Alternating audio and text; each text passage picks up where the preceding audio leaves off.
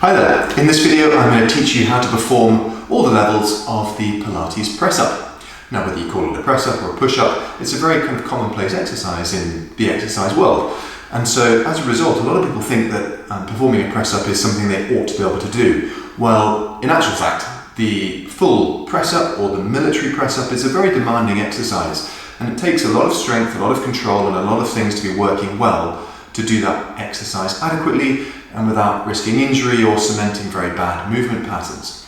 So using the Pilates key elements and principles, we can strip the press-up back into more achievable forms, which will still be very challenging, but we can then focus on this idea of optimal loading and appropriate progression.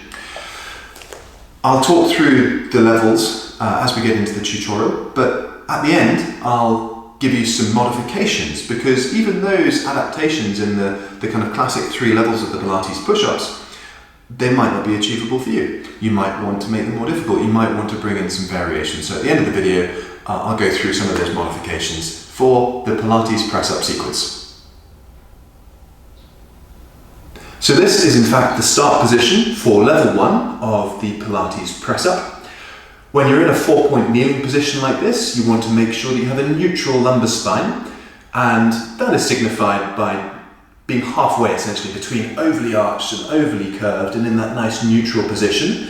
Without moving your spine, you would then draw up your deep abdominal muscles, almost like you're pulling that lower belt line up towards the ceiling. That helps engage the transversus abdominis. And this position also lends itself to a good pelvic floor contraction. So you can think about pulling your sit bones together, closing up round behind, and then zipping up between the legs to close up round the front as if you're trying to stop yourself past water.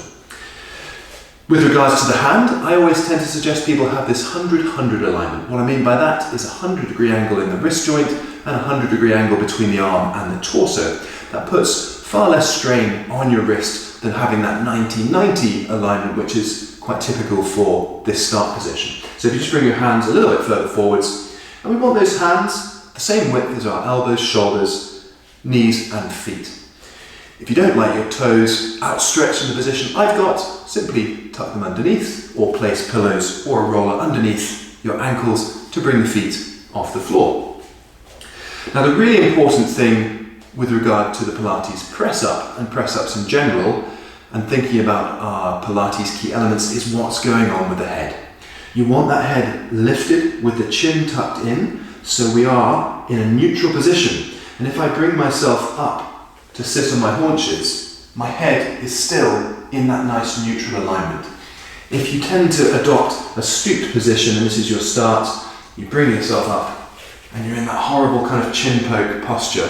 So you really want to get the sense of the head being lifted away from the floor, as if there's a hot plate between your hands and you're trying to bring your face away, but nothing excessively forceful in that movement. Okay, so there's the setup. It's always a bit more than you think when you're on hands and knees, because there's so many things which you need to be sure of. The last one is that you're not hyperextending your elbows. A lot of people have excessive mobility in the elbows, so make sure they're not popped forwards. They want to be slightly bent back with your elbows pointing towards your knees. So from our start position, we draw the shoulders back, keeping the chest bone lifted, and we're going to aim to keep the spine in a neutral alignment as we bend the elbows to bring the head down towards the floor. We then push back up. Here is the level 1 of the Pilates press-up.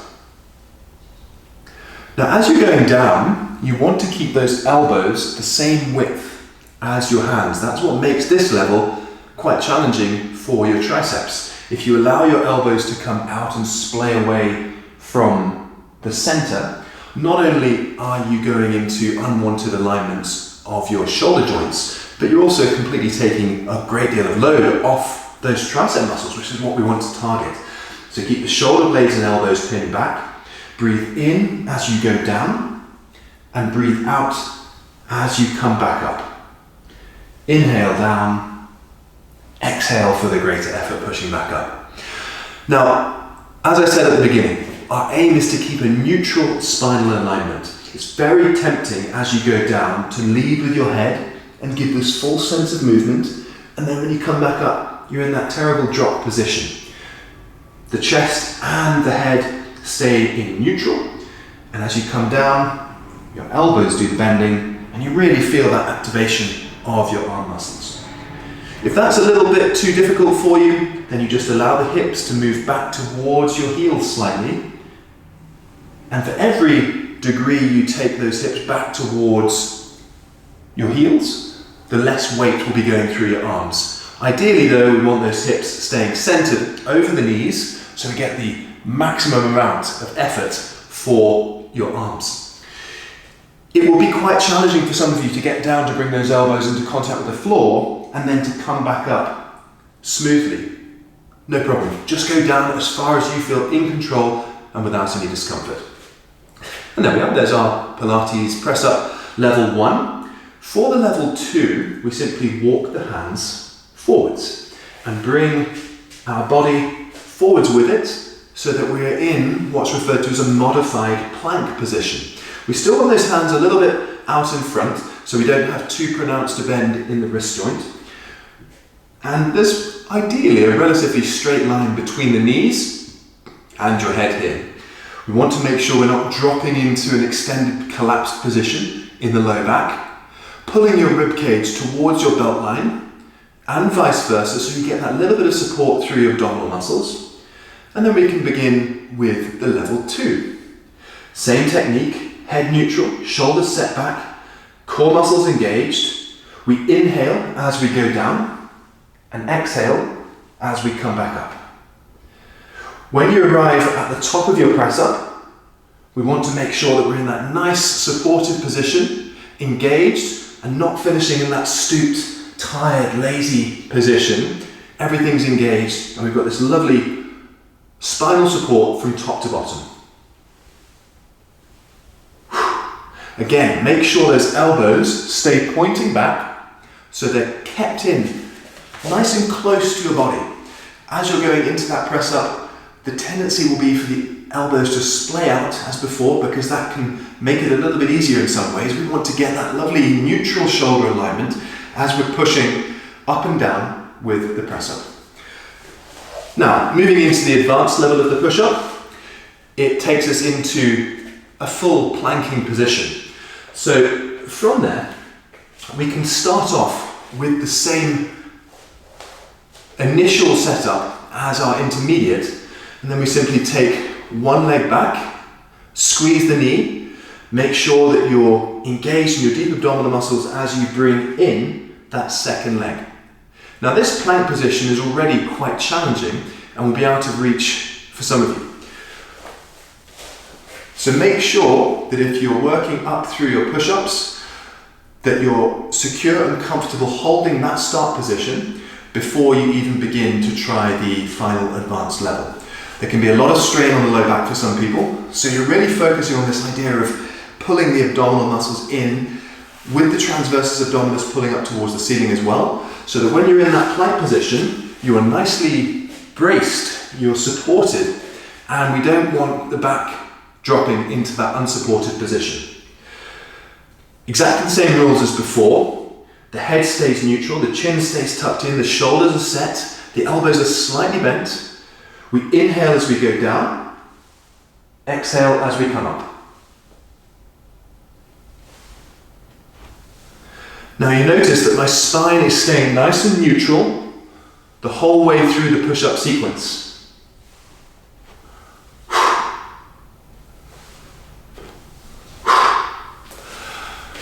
And there's the full press up. It's a difficult exercise. You're going to feel it in your arms, you're going to feel it in your shoulder stabilizing muscles, you're going to feel it in your abdominal muscles. As you're moving, you want to be very careful that the main focus is on that neutral alignment through the shoulder, through the spine, without letting that head dip. I'll talk through some of the things which I would see done poorly in press-ups in the modification section, but there you have your basic levels 1, 2 and 3 of the Pilates press-ups. Now, there are about 1,000,001 variations of a press-up, and so I'm not going to go into all of the wonderful permutations you can bring in and very advanced level variations which you can do. Here we're just looking at some of the fundamentals to get you doing the levels which you can.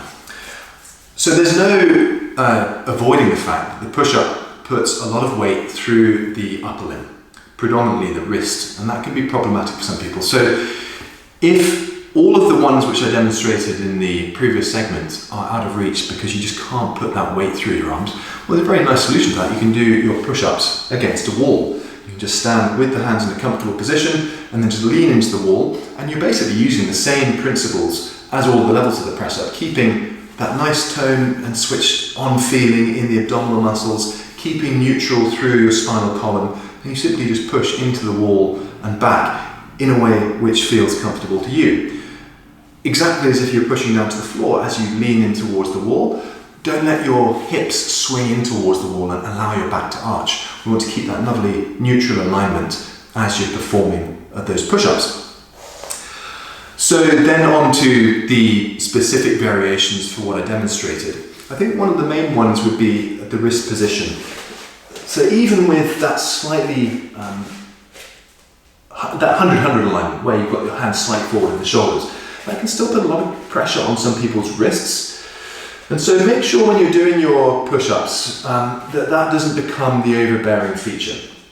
One variation I actually mentioned in the video was simply taking your hips back. And you can see that your wrists are actually in a very comfortable position here, and there won't be much weight going through them, but you're still getting some modest arm bending, and you will be getting some triceps and other muscles in the arms kicking into that, but just nowhere near as much as if you're staying over your hands. Turning into a fist grip can be good for some people. The only problem is if you come back on to sit on your haunches, you're going to have to roll back onto the little finger, which might not be great, but when it comes to that level 1 press-up technique, the wrists will stay in a very neutral position, and therefore you get some really nice wrist strengthening going on as you perform that.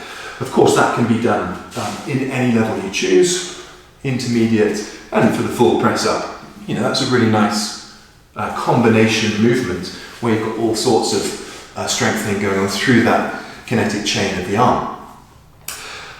Now, I mentioned that if you're going to be doing the press-ups, you know, optimally or ideally as some purists would have it, you're keeping in this very kind of military press-up alignment with the elbows tucked in and everything staying in a neutral position in that plane through the shoulder. There is, of course, nothing to say you can't change the width of your arms, and generally speaking, although it's not an exact apportionment here, the wider you take your arms, the more chest muscles you will bring in to govern the movement. So you can experiment with that a little bit at any of the levels you choose, taking your hands outside the width of your mat. You feel a very different dynamic going on through the front of your body. The key is still, even though the hands are wider, is not to allow those elbows to pivot outwards. The reason being is that if you let that happen, you're going to be internally rotating that shoulder joint, and it's going to put a lot of strain on various structures through there. So even though the hands are wider, we want to get this nice feeling of openness across the chest, and the elbows are still pointing back in your press-up. So if you take it to a much wider extreme, beyond the width of your mat, there's going to be a lot more chest involvement, but I'm still really focusing on taking the shoulder blades and elbows back as I perform that movement. So simply by changing the width of the hands, you can really apportion the muscle work differently. Because I don't really take it for granted. It's difficult work when I'm doing a full military press-up. I can really feel it in my arms, and it's not a movement which comes particularly naturally to a lot of people. So just by taking those hands wider, you get that nice variation. So I think those are really the main ways in which you can vary the classic stages of the push-up. I'll probably do another video in the future with lots of kind of weird and wacky variations on the press-ups. But I think just in closing, the things you want to avoid. You've probably seen this in various shapes and forms, but when people do press-ups, it really is that head which gets into a bit of a pickle. So whichever level you're doing, you tend to see people really dipping the head and hardly any arm movement, and it's just this kind of head-butting movement towards the floor, and the more tired you get, the more pronounced that becomes. I'd say that's even more noticeable when you get into the full press-up, but what tends to happen as well is people are doing this sort of thing as well, which isn't a great look. And with the head as well, you see these kind of horrible combination movements.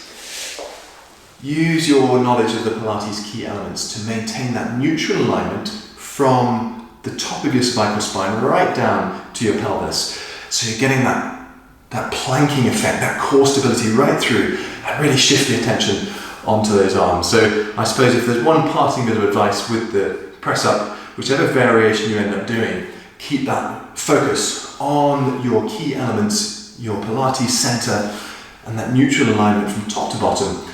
And then you'll really make some good gains and some efficient patterns of movement when you're performing your push-ups. Good luck with it, and don't worry, the press-up is a hard exercise. Start off slow, build up, and you'll gradually get those strength components kicking in. You may end up doing the full advanced press-up, you may not. Don't worry about that. Choose the level which is right for you, and make sure you don't have any discomfort after performing this. If in doubt, just ask your instructor or medical